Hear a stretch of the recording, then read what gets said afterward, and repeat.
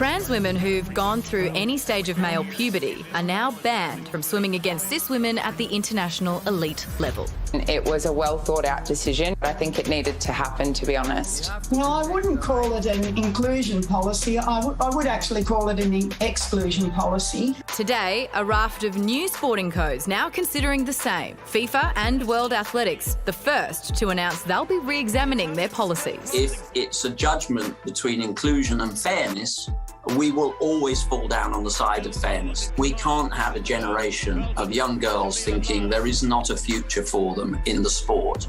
International Rugby League going a step further, immediately banning trans women playing in test matches until further research is carried out. They didn't measure any data in transgender women, nor did they measure any data in transgender female rugby players. And so, based on the very limited research, it's very hard to make a guideline that is based on evidence. For Caroline Late, who transitioned at the age of 26 before playing NRL for Sydney in the early 2000s, the announcement brought back bad memories. My coach outed me in 2005 to the Australian selectors, so I'd walk past them, they'd laugh at me. I was also physically assaulted by 7 teammates at club rugby training, and I never reached my true potential because of that. Some experts questioning the validity of the science used to defend the bans. My patients tell me they get a marked reduction in physical strength, performance and endurance, but there hasn't been good research to document what happens to transgender women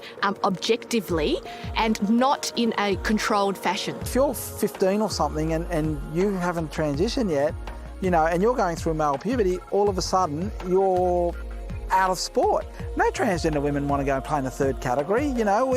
We belong to the human race. On the back of attempts to politicise trans sport during the election, concerns again turned to the impact on an already vulnerable community. Female sport at the moment is not being threatened by transgender women. A blanket ban is going to impact on the inclusion and participation work that's going on at the community sport level. This is really shattering for trans kids and trans adults because it just tells you don't belong in society. I think that's the worrying thing here, right, is that I don't disagree that there needs to be guidelines put in place. Do I think that these guidelines that are happening right now will be the final ones eventually?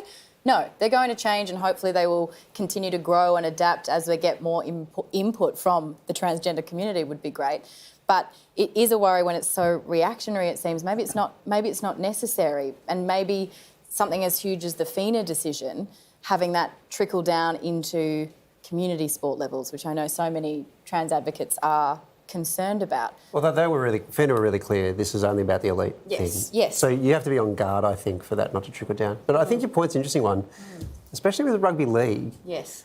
They didn't need to make it, like FINA. Not now, yeah. FINA kind of did because, there's the case of a college swimmer. So I can see why FINA would say we have to come up with something. The Rugby League, there are no trans players on the horizon.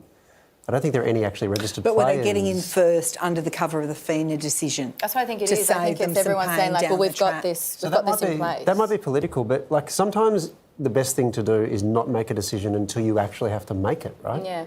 Because you could just make a bad decision. Like, it struck me as a weird announcement to say, this is our policy until we get research. So, well, why don't you just wait? If you don't have to come up with something, why come up with something? But also, that whole thing about research is strange as well, because we've all seen men who go through puberty.